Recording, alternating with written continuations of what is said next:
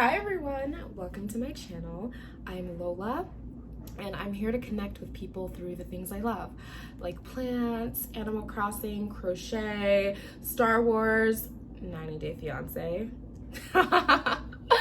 But honestly, I'm really happy that this video finally made it to YouTube because it's been about 5.5 years since I first just conceptualized, what would it be like if I were to become a YouTuber?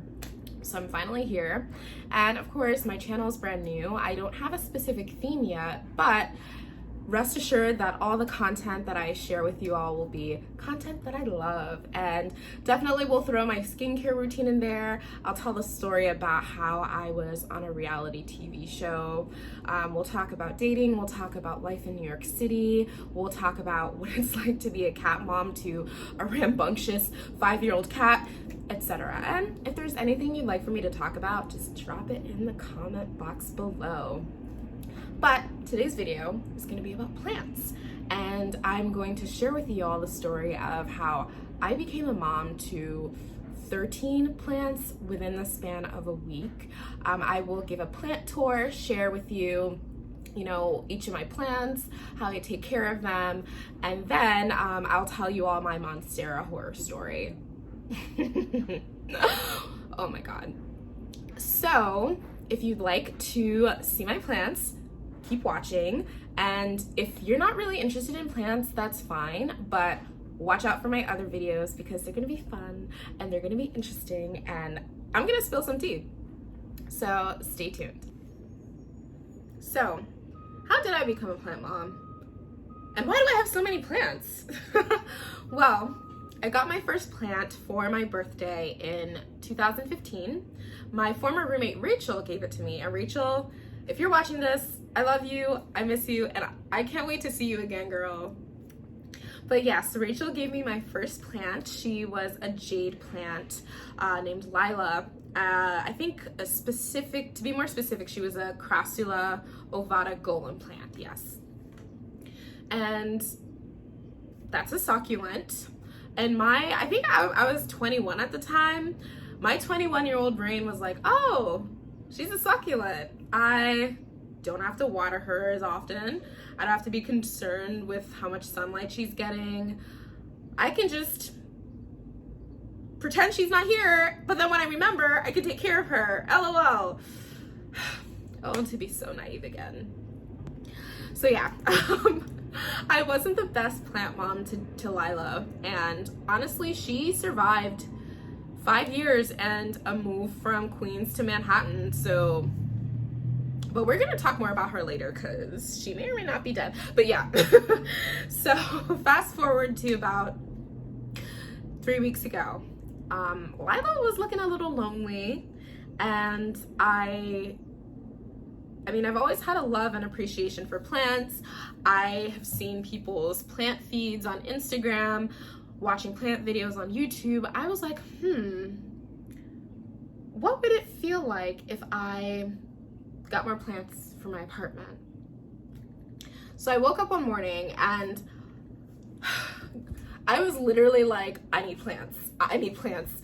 I need to get plants. So I was obsessively looking up, where can I get plants from? Everywhere's closed because of COVID-19. What do? I don't want to order plants online, but I need plants. So I looked up different nurseries around me, and it turns out that there was an outdoor gardening center near where I live in the city.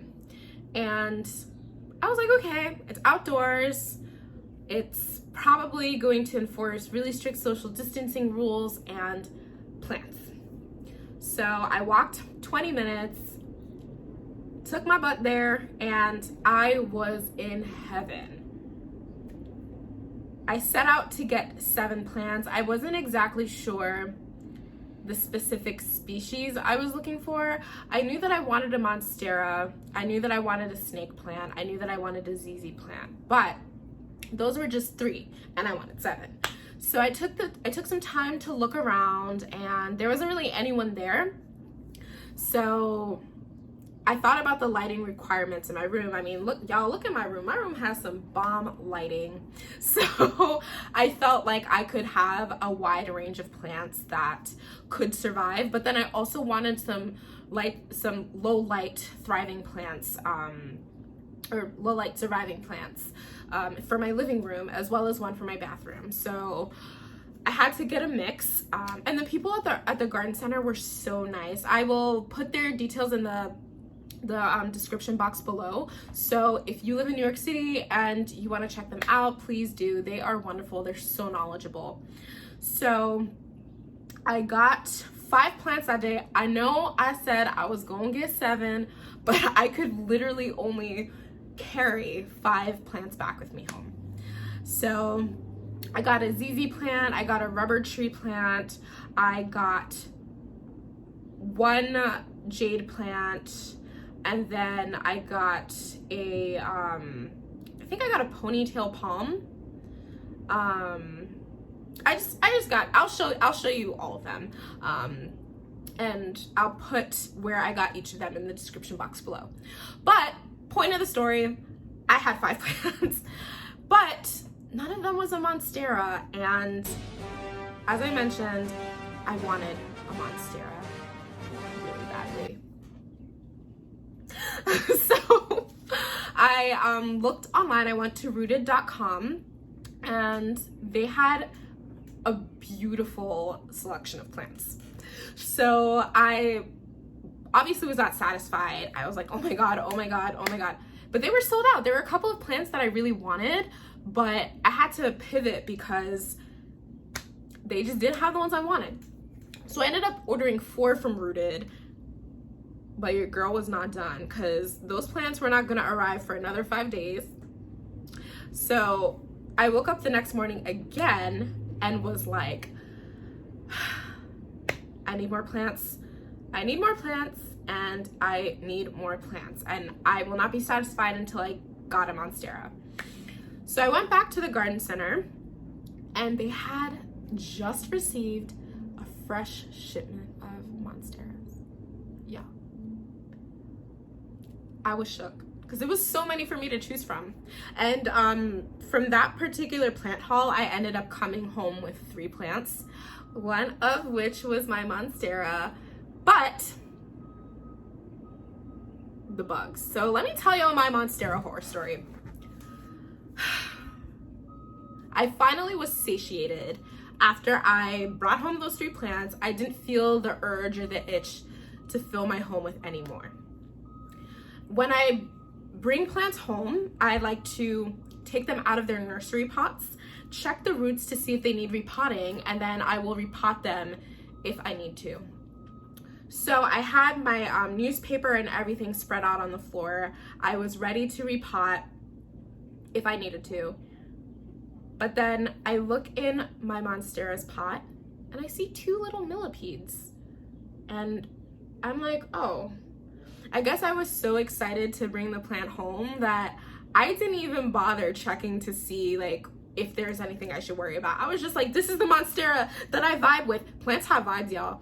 This is the Monstera that I'm vibing with and I need to bring him home. So there were millipedes and I was shook. I don't do bugs. I don't like bugs. We don't mess with bugs in this household. So I'm like, okay, what do I do? What do I do? I don't want to touch them. I just want them in the garbage. So I find I go looking for a pair of tweezers. I found a pair of tweezers that I have never used and I don't use for my face. And so I plucked the 2 little millipedes out of the pot and I'm like, all right, boom, they're gone. So then when I took my plant out of his nursery pot, there were more millipedes. And they were crawling all over the newspaper. And I was like, man, I thought I got them all. I didn't. So I had to repeat the same process. And I was especially shook because I wanted to put my Monstera in my bedroom. And I don't want any millipedes crawling around my bedroom. Oh boy. Oh boy. So yeah, I repot my Monstera plant and put him in his location in my bedroom, and I didn't see any more millipedes coming out, and I was like, all right, bet, this is fine. 4 hours later, when I was about to go to bed, there's a millipede on the pot, and I was shook. So I did a bunch of Googling. Nothing seemed to help. None of the plant groups on Facebook that I'm part of, had any recommendations apart from like neem oil. I don't have any neem oil. So I was looking up like these homemade recipes, and I ended up making some concoction. I sprayed it over the soil, and I didn't see any more millipedes. Fast forward to last week, which was the first time I watered my Monstera since I repotted him. Every day for like 4 days since I watered my Monstera, I'd wake up in the morning and there would be a millipede just crawling on the floor in my bedroom. And I'd have to get my tweezers and just, I don't like it. I don't like it. I didn't like it. But I watered my Monstera again, was it yesterday? And I haven't seen anything since then. So I'm hoping and praying that there are no more millipedes.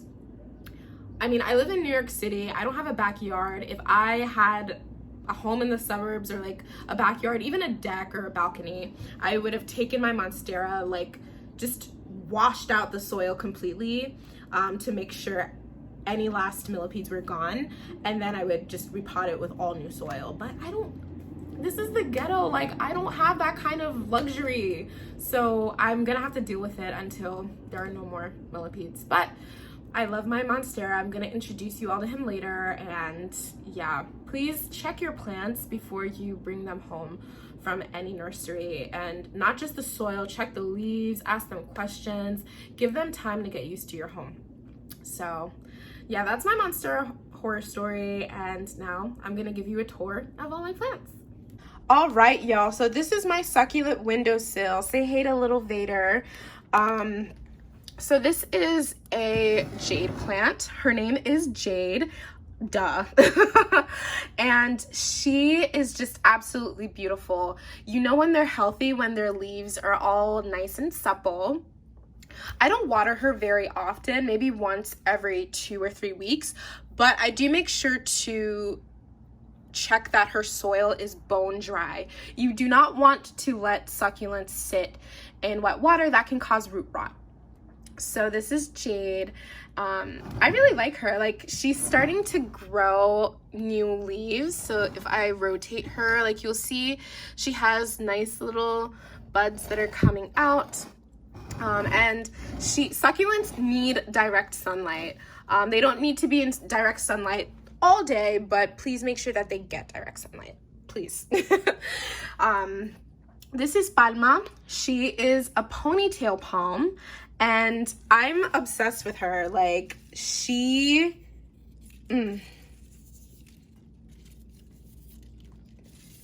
yeah, I'm sorry. I just had to appreciate her beauty. So she is also technically she's also technically a succulent. And if you see, she stores water in her little trunk here. And again, I really only water her when her soil is bone dry. And with succulents, you want a well-draining soil mix so that they don't retain too much water. So you see, like, her soil is full of like wood chips and things that drain water properly. And then her pot also has a drainage hole so that water can run through. Now this was Lila, rest in peace. She died a few days ago, but I think where I went wrong as a plant mom, I gave her new soil. I hadn't changed her soil at all during the 5 years I had her, and I guess I just didn't give her the right soil mix. She started to become leggy, which means she wasn't getting enough sunlight, so she grew to stretch towards the sun, and she just died. So I'm gonna get another golem plant to replace her with, and also name that plant Lila. Don't judge me. But we had a really good 5-year run, and I think I'm gonna get a pot that has better draining to avoid that again. Now, this is Sonoma, and Sonoma is an Echeveria plant, and he's absolutely gorgeous. I've had to remove some of his leaves. I'm gonna have to prune this one when it's ready to be plucked. But yeah, like, I really love this plant because of the rosette shape and also the little plump leaves. Ooh. This is Mushu. Mushu is a red dragon tree. I absolutely love him. He's so beautiful. I originally had him by my window, but I turned my AC on at night and I don't want my little baby to freeze. So I moved him further out. Mushu, when they're healthy, red dragon trees really present this like red foliage like towards the side. So if you look, you can see like the edges of his leaves are turning red. I've had to prune a lot of dead leaves from him, but all in all, he's a pretty healthy plant, and I am obsessed. Now, y'all, this is my pride and joy. This is Alaya. Alaya is a Monstera deliciosa plant. I don't see any millipedes, so we good. But look at him, you guys. He just unfurled a new leaf. It's almost completely unraveled. And last week, Alaya actually unfurled a new leaf. I'm trying to find it. I think it's this one right here. So this was unfurled last week, and this is just unfurling now. So he's been making really good progress in growing. So when I water Alaya, every other water I fertilize him because it's growing season. He likes moist soil, so I water him once a week, but not too much so that he doesn't get root rot. So I'm looking forward to seeing how he progresses. I want him to produce more leaves, but yeah, he's just a beauty, and I'm probably gonna get more Monstera plants. All right, this is Medusa. Medusa is a snake plant, and snake plants are one of those plants that can survive in low light conditions, but just because a plant will survive in low light doesn't mean it'll thrive. So I have her in bright and direct light, and she's very happy. She doesn't need to be watered very often. I try to err on the side of caution because I don't want to overwater her, and I just pruned one of her leaves that were getting a little sad, but all in all, she is a really happy plant. Now, this is Elvira. Elvira is a parlor palm. She is absolutely adorable. Look at her. She is a baby. Parlor palms can actually get pretty big. They are another plant that can tolerate low light, but again, it's better to keep them in their proper lighting conditions so that they can thrive. Oh, look at her. She's just a baby. All right, y'all. This is Drizzy. Look at Drizzy's foliage. Drizzy is a rattlesnake calathea plant, and he's one of my favorites. One of the things that I like about rattlesnake calatheas is that, like, during the day you see how this leaf is like open. These leaves are open. They're a little bit like, you know, they're like this. At night, they go like this. So at night, he'll close up almost like he's praying. It's really adorable. So Drizzy is a little bit of a diva though. Let me tell y'all, I can't just water him with straight up tap water. I either have to use distilled water, or I set out the water in the gardening can to sit for 24 hours because they're very sensitive to chemicals. Look at him, my baby. This is Fernanda. Fernanda is a silver leaf pothos plant, and she is growing like crazy. I water her once a week. She's sprouting so many new leaves. Like, It is insane. She's growing like a weed. Grow your hair, girl. Let your hair down.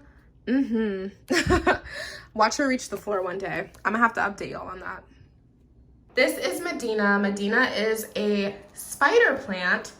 Medina is a little sad, so I actually ordered him online, and I guess during this shipping process, his leaves got really bummed.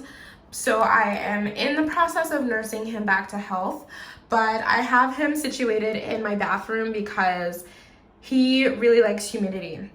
And I water him once a week. He can tolerate low light, but look, it's a window. So he gets a little bit of bright and direct sunlight for a short period each day. This is Forest. Forest is a rubber tree plant, and this again is another plant that can tolerate low light. I have them in front of my living room window. They get some direct light for a couple of hours each day. Well, not really direct, it's more like bright indirect, but semantics. These are his leaves. They're all nice and shiny. When Forest needs to be watered, I know, because his leaves droop like crazy. There are a couple of sad leaves, probably because when I got them from the nursery, like this one was ripped when I got him from the nursery, so I'm probably gonna have to prune this, but all in all, he's doing pretty well. They are very sensitive to root rot, so I make sure that I have like pebbles in his, under his pot, so that he's not sitting in stagnant water. And this is Margot. Margot is a ZZ plant, and ZZ plants have rhizomes, which really help to hold water, and so I don't have to water her as often. I tend to err on the side of caution, but I still, check in on her. She is pretty happy. Her leaves are nice and shiny. Again, there are some sad leaves towards the bottom that were not doing so well when she was at the nursery, but all in all, she's pretty chill. Snake plants, ZZ plants and rubber tree plants, as well as monsteras, are not really plant friendly. I am a cat mom and my cat tends to stay away from them, but if you do have pets and you want to get a ZZ plant or a rubber tree plant, please keep them away from pets and small children. But yeah, sometimes so her leaves tend to get a little bit dusty, so I will dust my plant's leaves. And not just these two, but also my Monstera. Nothing but the best for my kids. So yes, I have many plants, and in order to take care of all of them in the most efficient way, because they all have different watering schedules, I use an app called Vera. I will include a link to their app in the description box. They're not sponsoring me. I just really like the app because it helps me keep my plants together, and I can set watering schedules, I can include progress pictures, I can set fertilization schedules, so it really helps me keep it all together, because sometimes it's really hard to just keep track of all the plants, and I don't want to clog my calendar with notifications, so use Vera. I will also include a link to Rooted, as well as the Urban Garden Center where I got my plants from, and any other information I think you all will find helpful. Thank you so much for watching my very first YouTube video. Crazy, isn't it?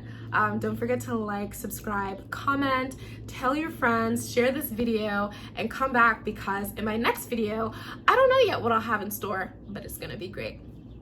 Bye.